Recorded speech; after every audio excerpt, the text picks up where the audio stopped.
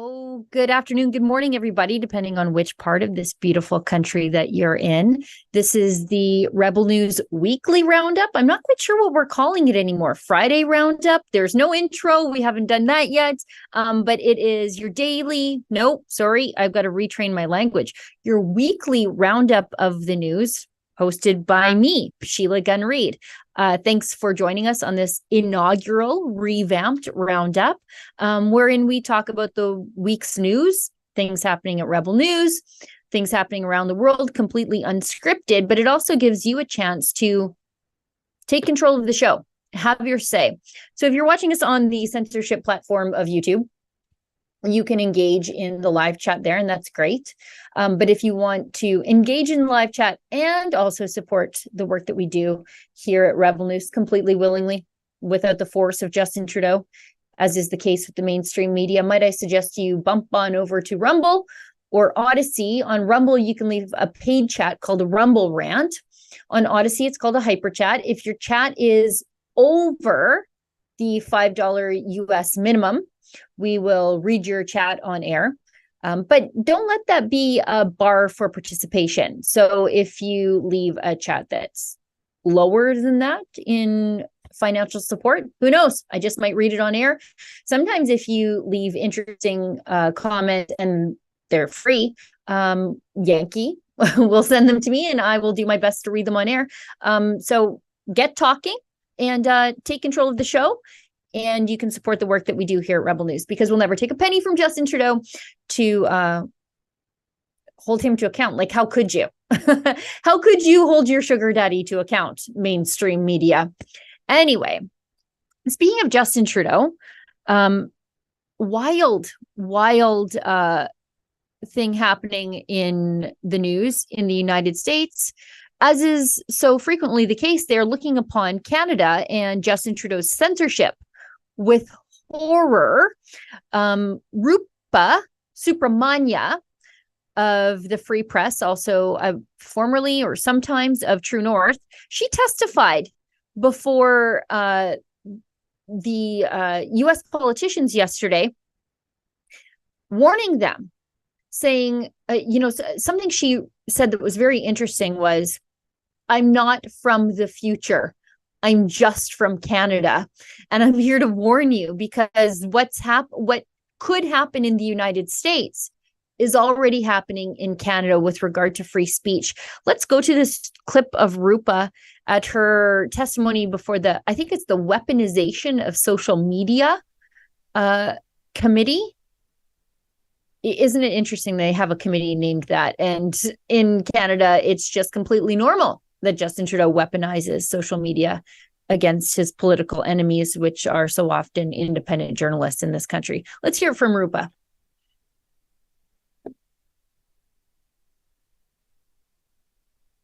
The computer's thinking in the office.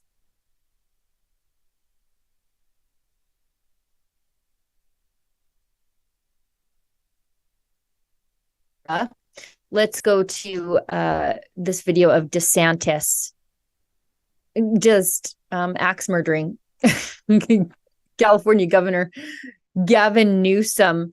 Apparently we have bad connection in the studio, so we're sorting that out.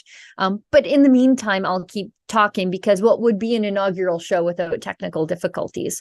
Anyways, I guess talk about what Rupa was talking about in the United States. Now, in the United States, Rupa is treated as an expert on independent journalism and Justin Trudeau's censorship of not just independent journalists, but of just regular people. And there are different ways that Justin Trudeau has been censoring regular people. Some of it is through his censorship bills, so C11, C18, controlling what you can see, say, and do on the internet, and giving the broadcast regulator control over the internet. But also he censors people by these other means, as in, if you say something wrong, if you support financially a protest movement that Justin Trudeau disagrees with, you can have your bank account frozen. So why don't you just shut up a little bit? And that a lot of that happens. People say, I want to get involved. I want to support things, but I'm worried about what the government's going to do to me if I do. And Rupa testified to that. And I think we've got our technical difficulties sorted out. So let's roll Rupa testifying in the United States. I'd like all of you to think of me as a time traveler from the not too distant future, coming back to the present to offer you a glimpse of what could lie ahead for America. I live in a time in which, in the name of fairness, you can't share the stories you write for my news publication on social media.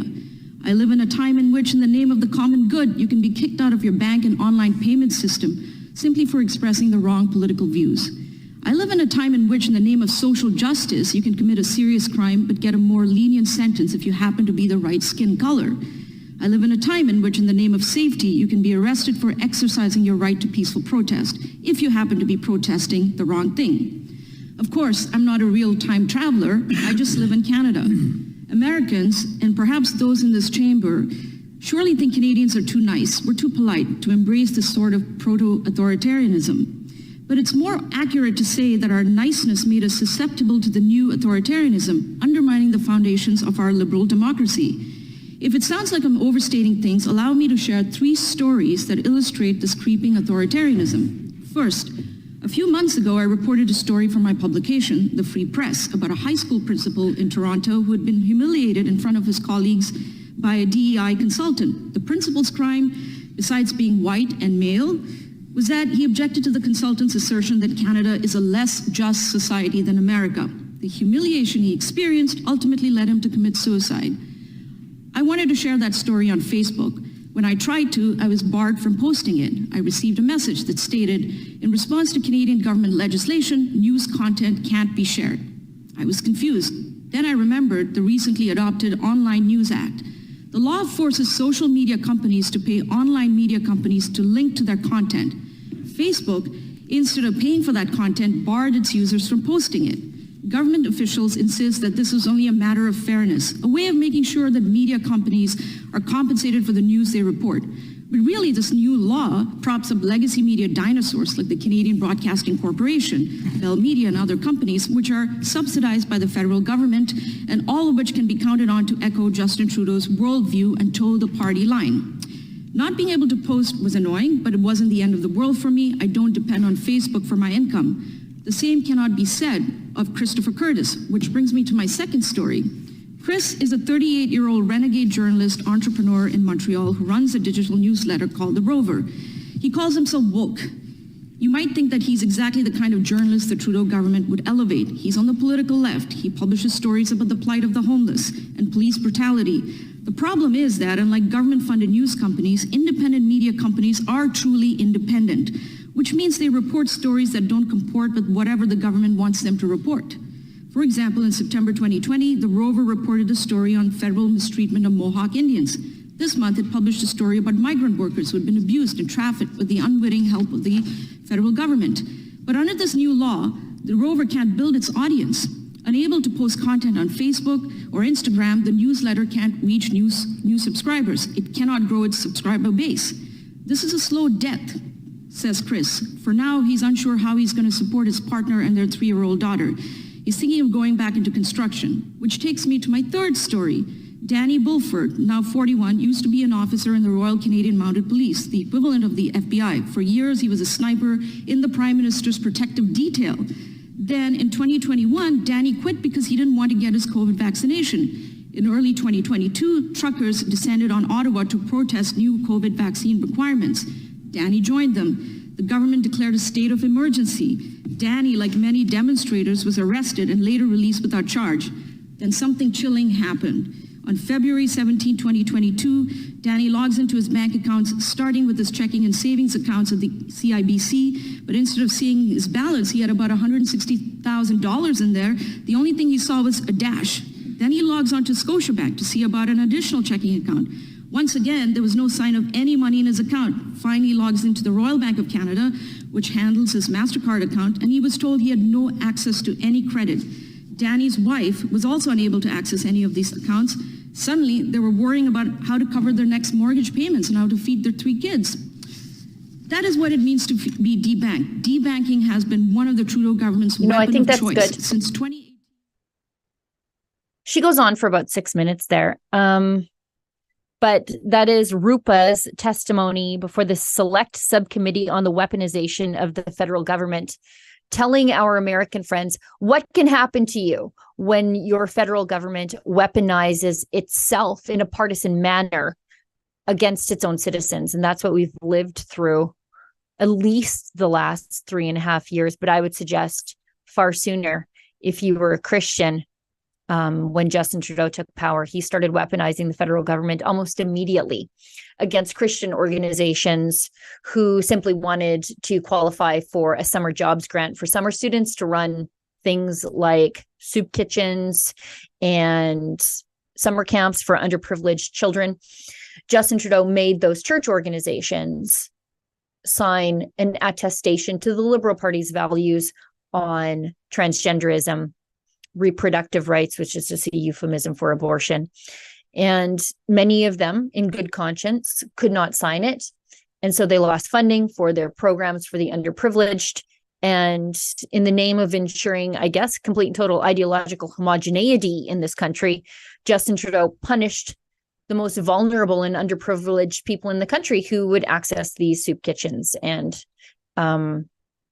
these summer camps, stripping these people of opportunities that they wouldn't normally have. So we're at the end stages of weaponization of the federal government against Canadians, and Americans are just sort of knocking on that door. And I hope they don't go down this path. Luckily, they have a First Amendment, which should go a little further in protecting them than our Charter of Rights and Freedoms does here. In other news happening in the United States, I started talking about this, but we had connection problems. Yesterday, very bizarre thing broadcast on Fox News. Bizarre because you don't often see like a debate between the left and the right, except during elections, and those elections debates are just insufferable. You actually don't learn all that much. You just learn who's good at talking in front of a camera and sticking to their talking points. You don't actually see like an actual good examination of what people think and feel on an issue and where their ideology truly is. But we saw a little bit of that last night. Like I said, it was broadcast on Fox News, and it was dubbed as the like blue state, red state debate. And you had, I think, the most successful red state, Republican state governor in modern history, Ron DeSantis, debating Gavin Newsom. Depends on how you govern and who you're asking. But I think he would be considered a successful Democrat governor if you asked a Democrat, because he's like a bit Trudeau-esque.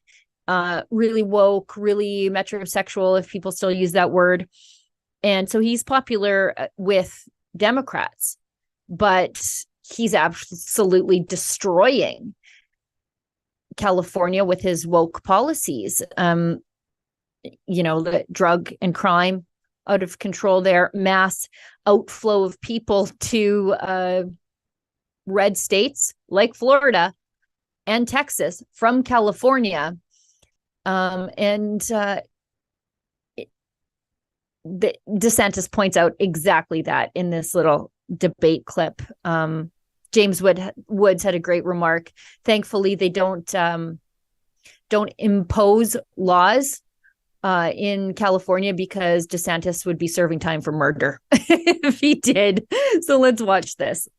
So I was talking to a fella who had made the move from California to Florida, and he was telling me that Florida is much better governed, safer, better budget, lower taxes, all this stuff. And he was really happy with the quality of life. And then he paused and he said, by the way, I'm Gavin Newsom's father-in-law. So we do count Gavin's in-laws as some of the people that have fled California and come to the state of Florida. And so I was talking to... That's pretty good. That's pretty good when you can quote your political enemy's in-laws as victims of your political enemy's policies.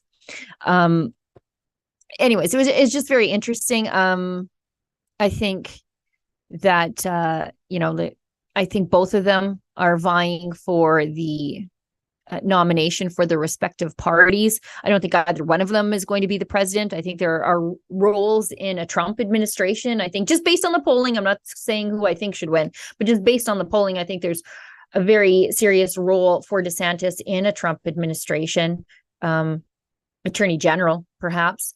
I thought it was kind of an interesting thing to do in between election cycles to show us the difference between a Democrat-run state and a GOP-run state. It was kind of fun, and DeSantis did a great job. And I don't just say that because I like him. I like him, but it's pretty cheeky. I think at one point he held up a map of like the places where you could find feces in California. So anyways, no, it was good. Moving along, let's talk about things closer to home for me, Alberta and Notley's NDP. So Rachel Notley, for those of you who don't know, she was our premier through fluke and happenstance and a confluence of just a perfect storm of impossible circumstances that brought her to power here in Alberta. A far left socialist radical in charge of the most conservative place in this country. And thankfully, she lost the last election, no matter how much the mainstream media were cheering for her and making people believe that she actually had a chance of winning. And the more we learn about the NDP post that election cycle, the more I'm just grateful. And I didn't think I could be more grateful that they didn't win. For example, there's this exclusive story. It was broken by us here at Rebel News through the great reporting of Alex Dollywall, one of our reporters. The Notley NDP hid a staffer's prostitution scandal to better their elections chances. I did a video on this. And Ben Aldrich, he's an NDP staffer.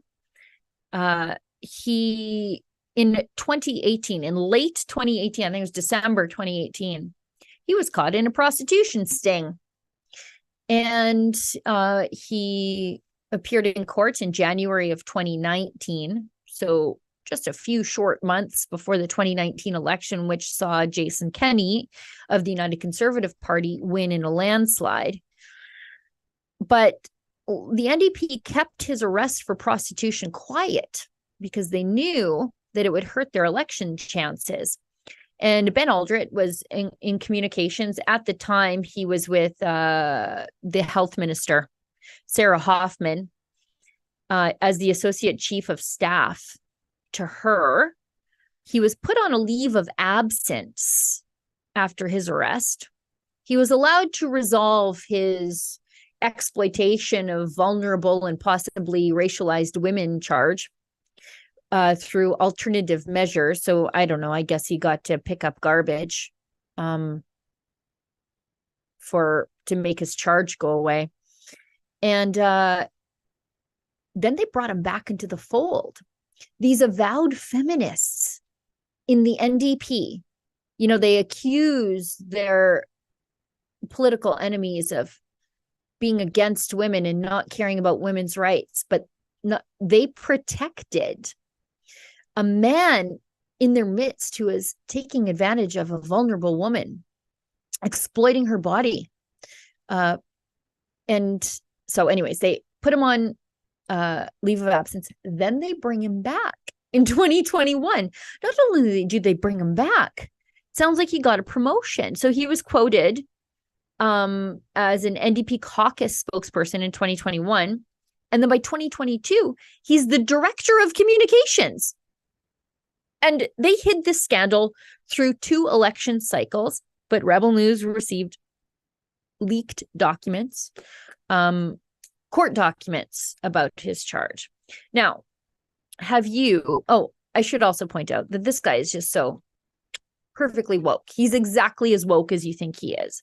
Aldrich on his social media. Yeah, I mean, he's just a a feminist through and through, as these people tend to be, right? Justin Trudeau, he's a feminist, but he's just groping all the female journalists left and right, firing all the pesky women who try to put him in his place. Aldrit, on his Twitter bio, he offers his preferred pronouns. He, him, in case the beard and mustache weren't a dead giveaway. He calls himself a parent of a child rather than the father of a son or daughter, right? Like he has to make sure that there's no gender whatsoever. And he calls himself a spouse rather than a husband. And I just came to a startling realization here. I've been saying all along that he was exploiting a vulnerable woman, but I'm making an assumption about his sexual predilections, aren't I? I mean, he has gone out of his way to anti-gender all of his language. Maybe it was a vulnerable dude. Not that it makes a difference, but like, I'm making some sweeping assumptions here that I possibly couldn't. You know, and Aldrit, before he tweeted about, I went back through his social media accounts again, as I tend to do. And I saw that he was tweeting about, you know, the United Conservatives not caring about racialized women. And I thought, who do you think works in the prostitution trade? Racialized women. I guess he cared about them just a little bit too much, maybe. Anyway, but the reason I'm telling you about all of this is because you have definitely not heard any of this in the mainstream media, right? If this were Danielle Smith, chief of staff or director of communications being caught up in a prostitution sting, could you imagine?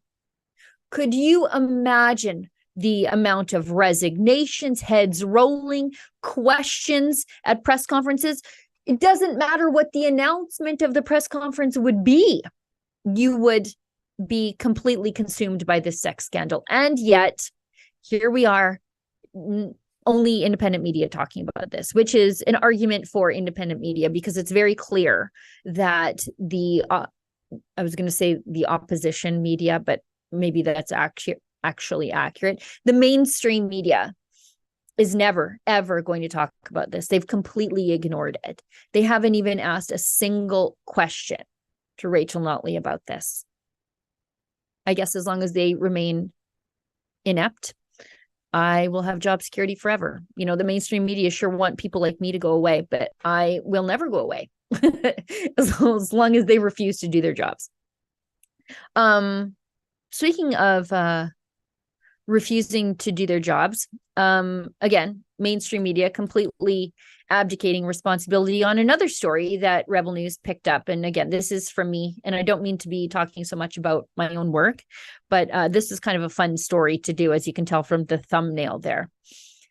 Rachel Notley, she spread so much disinformation. I am polite when I call it disinformation. It was just shameless lies about the Kearl spill that the chief scientist of the province had to step in and issue a statement. So for those of you who don't know, you can watch my video on the Rebel News YouTube. Kearl is an imperial oil site near Fort McMurray, Alberta. And they very recently had a spill of, I'm going to be honest here, muddy water. So it's 670 liters of treated water that escaped a settling pond into the Muskeg River. They reported, this is the Athabasca Chippewa First Nation, who also monitors the site on their own, reported 140 milligrams of suspended solids in the water. Suspended solids sounds scary, but it just means dirt in the water.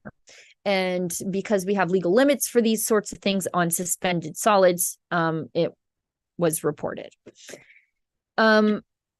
So anyways, Rachel Notley takes to social media and the legislature and starts talking about how this is a toxic spill from a tailings pond, saying that now it's not muddy water caused by runoff and rain and snow and literal muskeg. That it is arsenic, mercury, contaminating the groundwater. And if you've said that it is not those things, she wants an apology. She wanted an apology from the Environment Minister, Rebecca Schultz. She wanted an apology, I think, from Brian Jean, who is the UCP MLA for the region, who said, it's mud. Like, it's mud. Chill out. It's mud. And the NDP, Rachel Notley, but also another MLA, I can't remember her name. Doesn't matter. But anyways, they prattled on about how the First Nation was being poisoned by arsenic, and that the Alberta Energy Regulator didn't care, and Imperial Oil didn't care, and the Alberta government didn't care, and this was systemic racism because all the First Nations people were going to be poisoned in perpetuity, thanks to mercury, arsenic, all kinds of carcinogens poisoning the groundwater. It got so out of control that I think it was, what is today? Friday? I think it was Wednesday. The chief scientist of the province had to come out and say, can we just calm down and quit lying, everybody? He stated that, and the chief scientist of the province is Jonathan Thompson. He stated that if there were any reports of hydrocarbons and toluene in subsamples, it was false positives due to lab error, that this water in this region is some of the most intensively tested in the entire region, that the 140 milligrams of suspended solids were dirt and nothing else, and that this was not tailings pond runoff, and there is no arsenic. In fact, he noted that all the drinking water in the region is some of the cleanest in the province. And he said there have been no exceedances in arsenic measured in the drinking water whatsoever. And that not only do they monitor the drinking water, but ambient surface water around the region. Like, Rachel Notley just lied and lied and lied to the point where the nonpartisan chief scientist had to say, stop it. And not only that, he pointed out that the water quality tests for the regional municipality of Wood Buffalo, which would have been the affected region if a region were affected and it wasn't, they're all posted online. So at any step of the way, while anybody was, for some reason believing Rachel Notley, they could have just went to the regional municipality of Wood Buffalo website, checked the water quality tests, which are posted publicly, and said, actually, I think everything's fine. But no, Rachel Notley, she was lying just to scare people. And she continues to do that. She did it during COVID. She's doing it right now to the old people, as the province of Alberta is considering withdrawing ourselves from the Canada Pension Plan. She's whipping up audiences of old people to be scared about their futures. So anyways, we dodged a real bullet here in Alberta, and I hope we continue to. We should hit an ad break so that we can go back into the next portion of the show.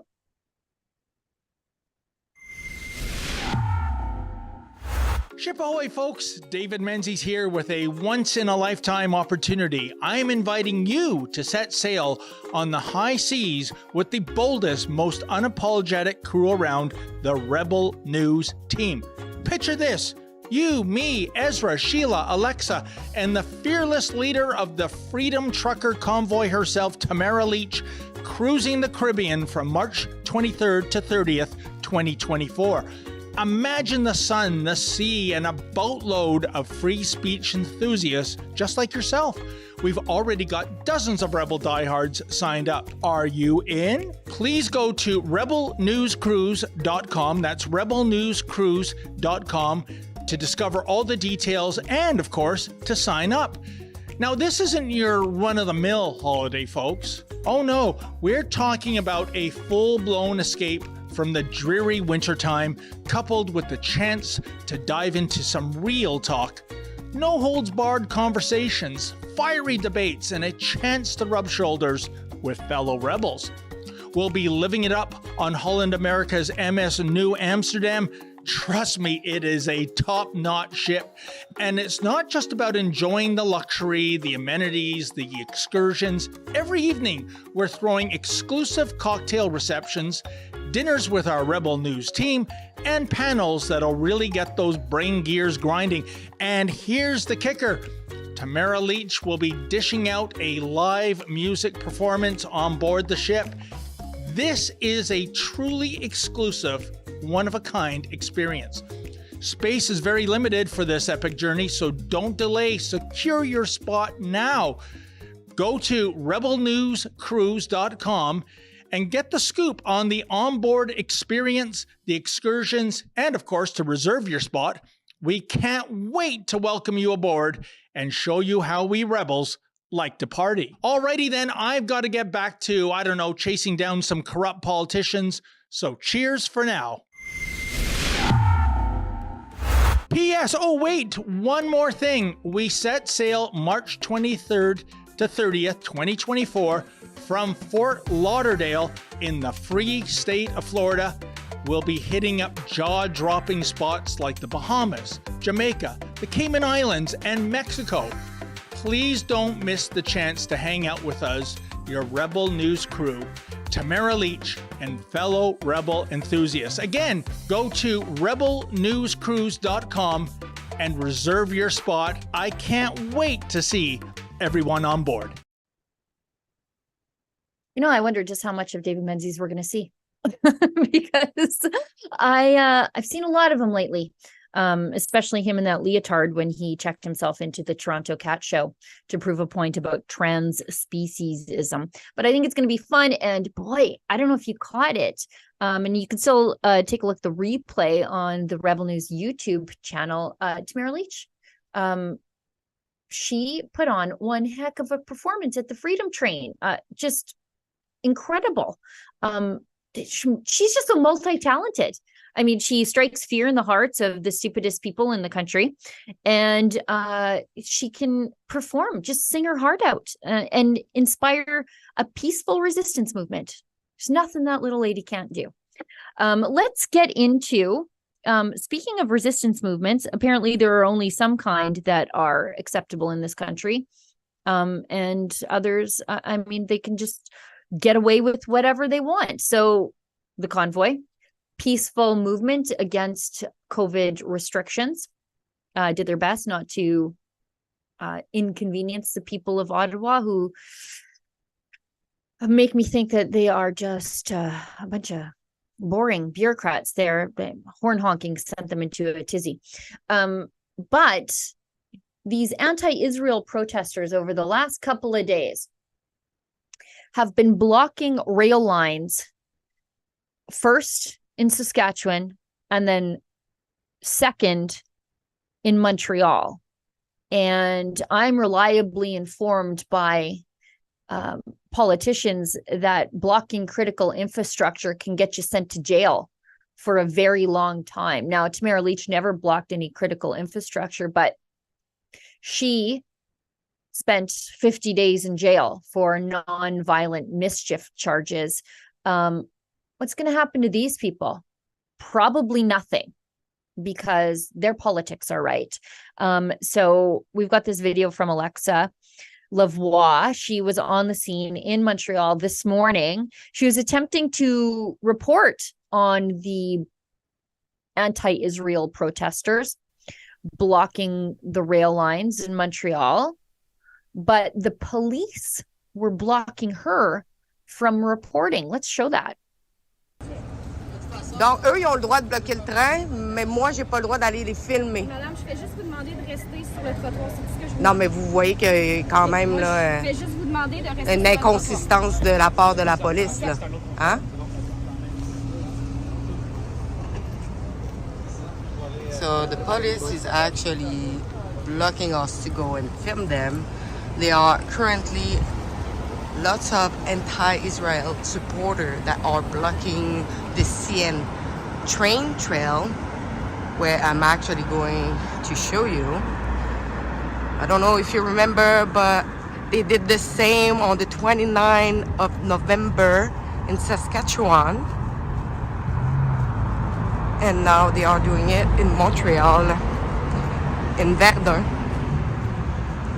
I'm going to show you the other side.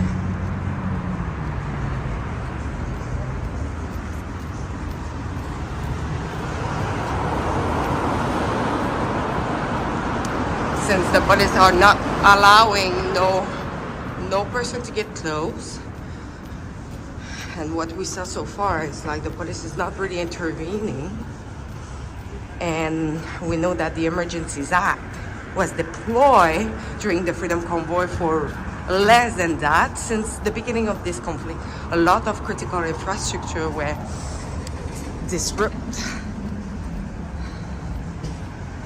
Okay, so now I cannot see them. They're a little bit too far. I'm going to see if I can. Ah, we see a police there. There is a lot of police vehicle, and I cannot have a view on them. But you can see them. More at urbannews.com. So the police did more to clear the journalists away than they did to clear away the anti-Semitic protesters who are blocking critical infrastructure and actually hurting the Canadian economy. You know, have they considered the Emergencies Act for these Hitler youth that are plaguing the streets of Canada right now? Chanting genocidal things, blocking critical infrastructure? Have we ever considered where their funding is coming from? Have we considered that maybe they are being funded by the world's largest state sponsor of terror, Iran? Have we considered that? Have we bothered to look? If you were a farmer and you gave $20 to the Freedom Convoy, you very well may have had your financing through Farm Credit Canada denied. We know they did that. But you can block a CN rail line in one of Canada's largest cities, and the police will do their best to keep the journalists away from you and not clear the tracks. Interesting stuff. Okay, we have another video from Alexa. Sounds like they were making arrests at some point. What do you want to bet these guys don't spend 50 days in jail? I bet they were caught and released as quickly as the cuffs came on. Let's show that.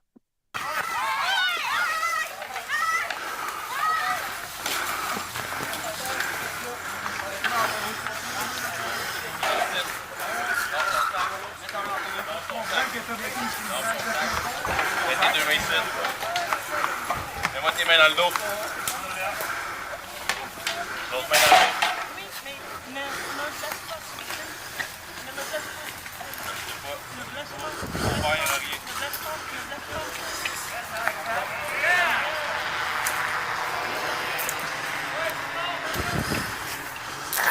Tu faisais partie de la manifestation. Un de mort, 4 gars! 4 gars! Avec un 40, 3 gars 40!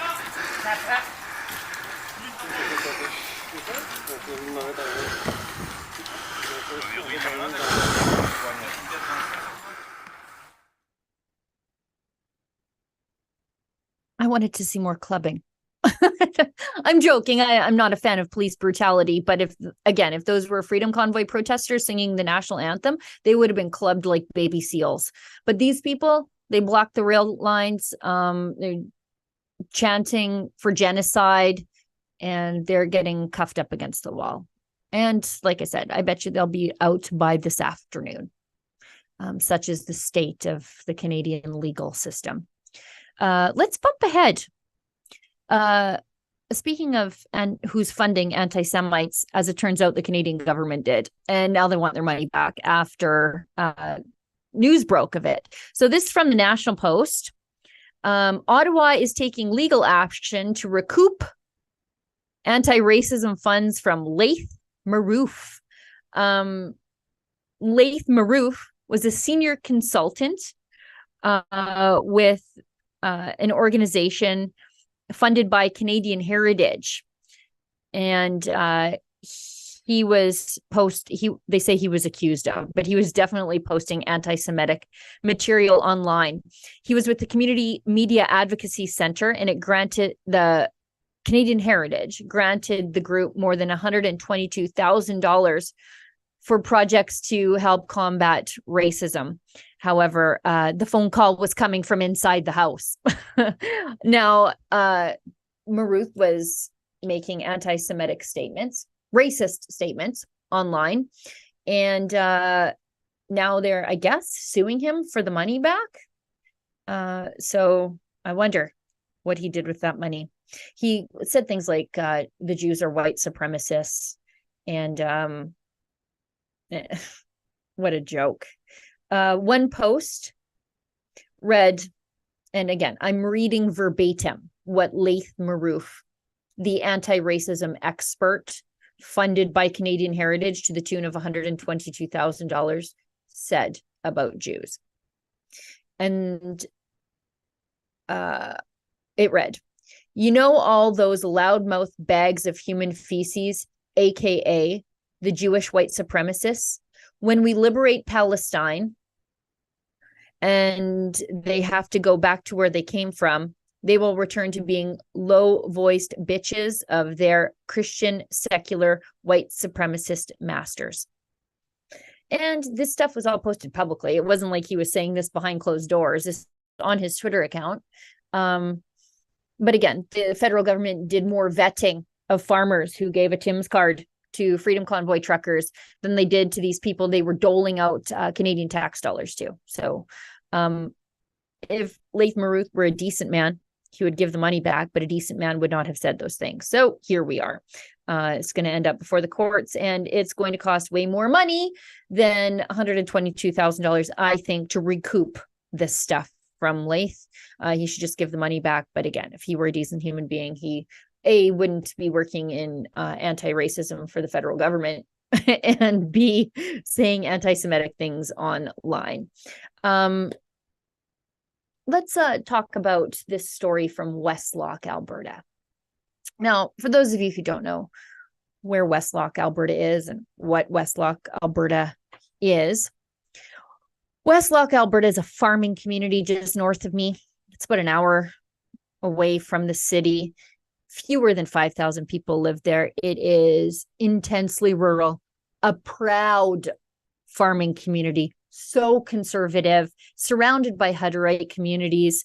I think they had the world's largest harvest there at one point. Give you an idea about who and what we're dealing with, hey? But let this be a lesson to conservatives that we must not only pay attention to municipal politics, vote in our municipal elections, but quite possibly run for municipal politics, because the left is taking over municipal politics, even in these ultra conservative rural communities. Last summer, in the summer of Pride, season of Pride, apropos of very nearly almost nothing, the highly progressive town council in this ultra conservative community, I guess everybody was too busy farming to run for election there. But they decided we're going to let the local Gay Straight Alliance of the high school come along and paint a sidewalk rainbow.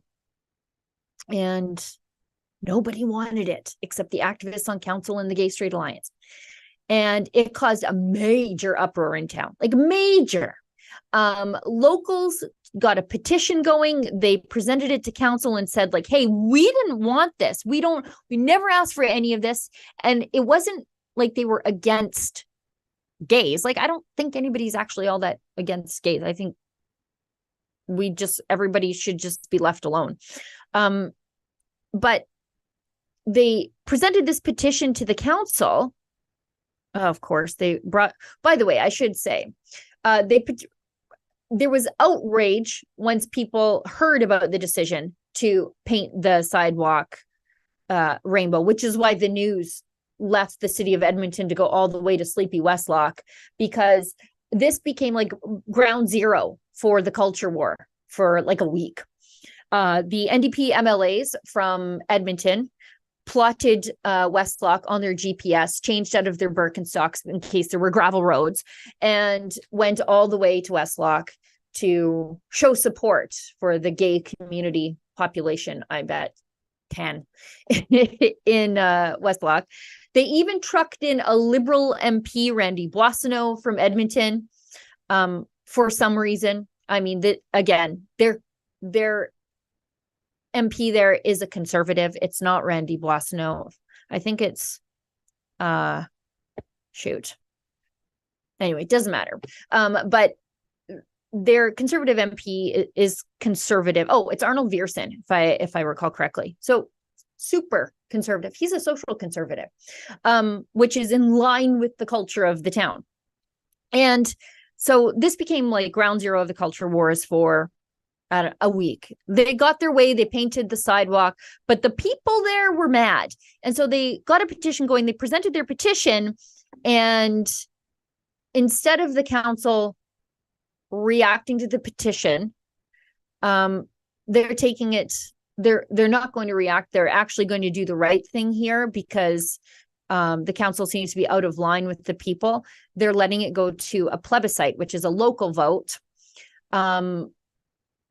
So they have time to campaign. And basically what the people want the new law to say is there will be no sidewalks painted anything other than white in Westlock, and there will be no flying of flags that are not like the municipal flag, the provincial flag, the Canadian flag, nothing else. Keep your politics off the municipal infrastructure, basically, is what the new law would say. And the municipality is putting it to the people to have their say, because it's very clear that they weren't listening to the people the first time. They were just doing whatever they wanted because they felt like they could. And I'm happy. I'm happy to see everybody involved in this bad decision end up with a bit of a reality check. Invaders from Edmonton came to cause a stir. But at the end of the day, the people will have their say. And I'm sure that this new law will pass local plebiscite, and I can be happier for it. Yeah, keep your politics off the municipal infrastructure. I think that's a reasonable solution to all of this. Nobody gets anything. Like no pro-life flags, no trans flags, just leave everything alone. Keep your politics off the publicly funded municipal infrastructure, and I'd be happy. Okay.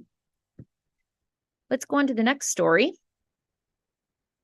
which I have to key up out of the corner of my eye. I think let's go directly into this new farm law passing, and then we'll go into the commissioner's report. So this is something that I've covered for quite some time, again, because I'm a farmer, but also I'm very interested in property rights and the lies of animal activists. For me, my real look, I've sort of been anti-animal rights activist since, well, forever. And I believe it has to do with my religious worldview, but also that I don't equate animal lives to those of humans. Humans are here, animals are down here. I love my dog, I like my cat, but people are here, animals are down here, and I'll eat them, and I'll also take care of them. So I think it was 2018, animal rights activists invaded a Hutterite farm in south of Calgary, anyway, a Jumbo Valley Hutterite farm. One of those animal rights activists was actually a videographer for Global News. And this is a turkey farm, and they were protesting the treatment of turkeys leading up to, slaughter processing for Christmas. And the thing about these turkey farms and so many farms, including hog farms, is that they are biosecure facilities. These animals are subject to catching diseases that will wipe out the entire flock, like hundreds, thousands of animals. And you just have these turkey invaders just there. And so I had gone down to talk to these turkey farmers about, what it's like to have your home invaded. And I should point out to you that Hutterites it's a collective farm, multiple families live there. And so when you invade their farm, you're actually invading their home, like their kids are there. Ezra went to cover the court appearances of these invaders. He flew out in a snowstorm. And then subsequent to that, there's an animal rights activist who was run over by a truck after she ran out onto the road to try to give water to pigs that were headed to slaughter. And, the animal rights activists were saying, she was murdered by a trucker who has to live the rest of his life with having this fatality on his heart because she ran out into traffic to give pigs bound for water or bound for slaughter water. And, it's this incessant problem with animal rights activists invading our farms, which are also our homes, and spreading lies about farmers. And we have the right to do our business unmolested by activists. And we should be able to, not worry about animal rights activists contaminating our herds with diseases, which could devastate us financially. So this farmers' rights bill passed in the House of Commons. Guess who voted against it?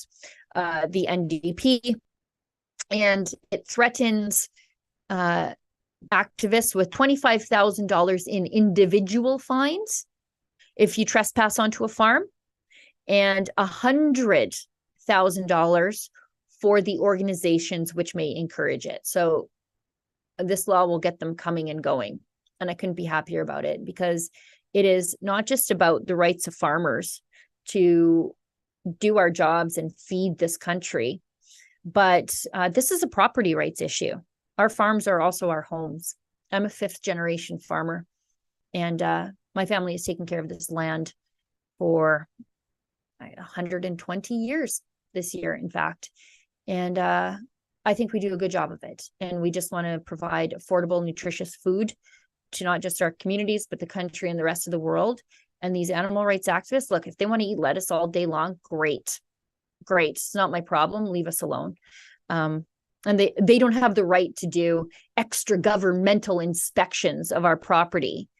Imagine somebody just barging in to your home and invading it. Well, that's what farmers have to live with from these animal rights activists. And I'm just so happy to see that the Liberals actually voted along with the Conservatives on this issue. And the NDP, of course, voted against it because they say it violates the rights of protesters. Protest on the road outside my property. Don't come on my property. That's all we were asking for. And we had to increase the fines because they just won't listen. Let's talk about another property rights issue while we're at it, as we get to the end of the show. Ottawa continues their attack on our property rights through their imposition of gun laws. Ottawa wants to pass Bill C-21 in the coming weeks and ban high-capacity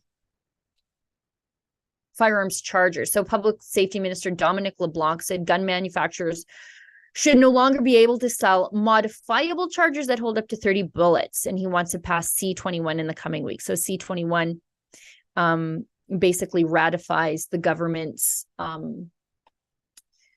order in council, which banned, at the time, it was 1,500 models of popular shotguns and long guns, including a 410 bird gun as an assault rifle. They want to codify that into law. And since then, it has ballooned to closer to 2,000. Within that, there's a buyback program. Buyback, as though the government ever owned these guns in the first place. But here's the thing. They're trying to make this stuff double illegal. Like, you cannot... you already can't have a magazine that holds that many bullets. That's already illegal. It's like trying to make murder double illegal. But they're basically saying that people are in their basements modifying this stuff. Well, if they are, there's already a law that deals with that. Like just how dumb these people are.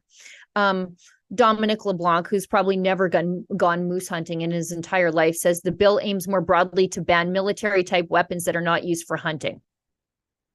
When we go moose hunting, he says, we are not going to war on moose, said LeBlanc, who clarified he wants to pass Bill C-21 in the coming weeks. We want to ensure that there is no escape, allowing gun owners and industry to do indirectly what they cannot do directly, adding the federal government would add resources to provincial and municipal police forces to carry out the law. Good luck to you in Alberta. In Alberta, our Premier Danielle Smith has said that she will not be directing our provincial RCMP, who are on contract with the provincial government, to allocate resources to molesting law-abiding Canadian gun owners. I think our cops definitely have better things to do than kicking in the doors of their friends and neighbors for the crime of lawfully acquiring something that the government now says is illegal. And despite all this constant gun legislation, when you know it, the violent crime rate has gone up. I think it's the highest it's been in years, if not decades. And it has gone up 4 years in a row. So since Justin Trudeau started bringing out his increased gun control legislation, guess what? Crime has gone up. So maybe we could do something different instead of going after duck hunters and moose hunters. Maybe, just maybe, we could focus on gangs, the border, drug trafficking, human trafficking. But no, it's just Joe in Saskatchewan who wants to put some holes in some geese. He's the bad guy in this country, according to Dominic LeBlanc. All right. Quickly coming to the end of the show, I think I've almost gotten to all of the topics, but lastly, the commissioner's report for the National Citizens Inquiry was just published this week. It's available now. For those of you who don't know, although we did cover it quite intensely here at Rebel News, the National Citizens Inquiry was a citizen-led inquisition into the government's over-response to COVID-19. And this was done because we could not trust the government to examine their own actions responsibly and then decide what they should do differently. We saw how Justin Trudeau investigates himself. He appoints a family friend, David Johnston, to investigate and find that there was actually no need for investigation.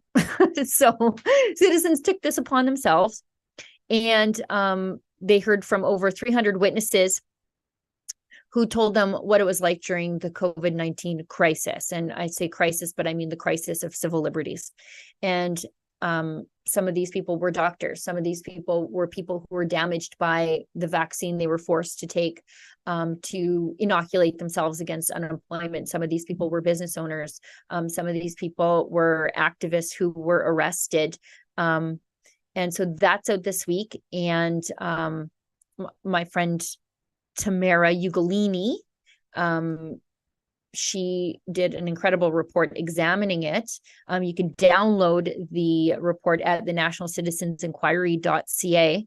And maybe let's just take a quick little look at it, if we could bring it up.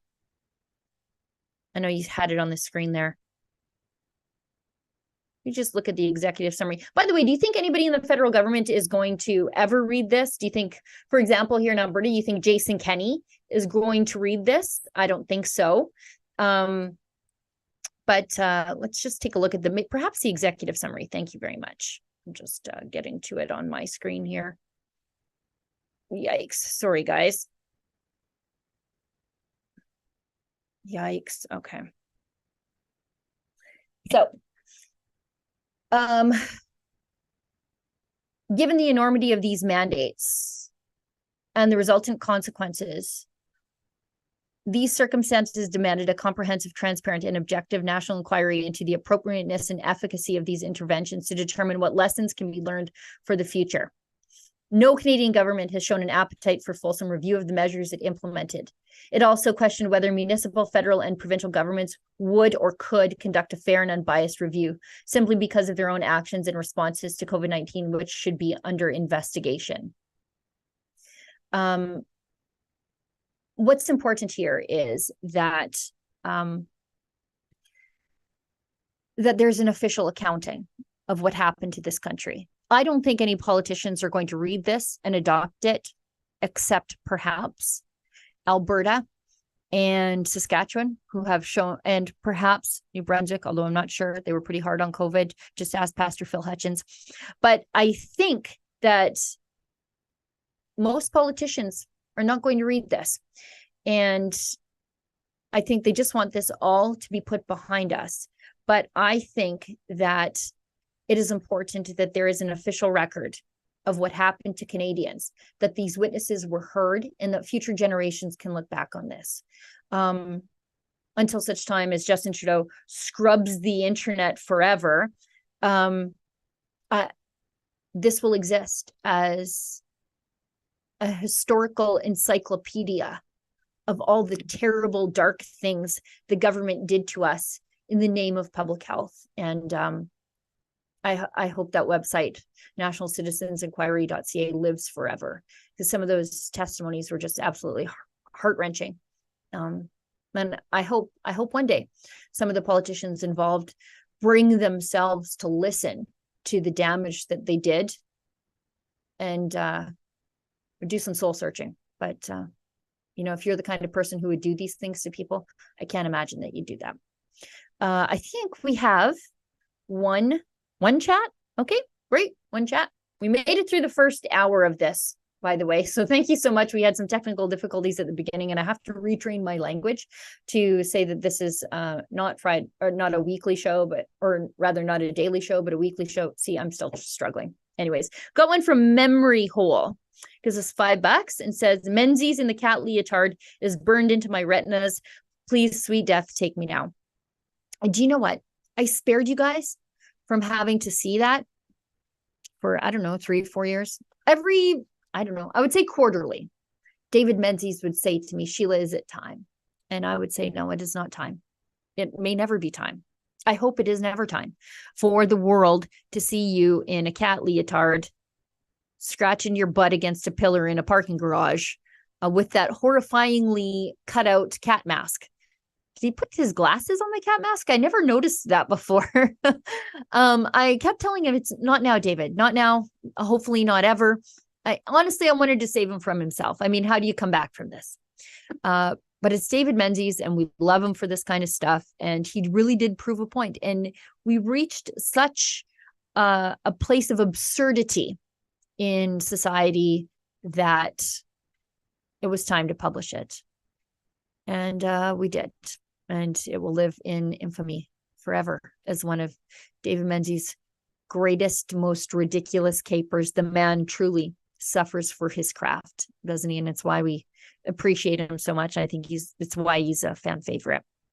Well, everybody, that's the show for today.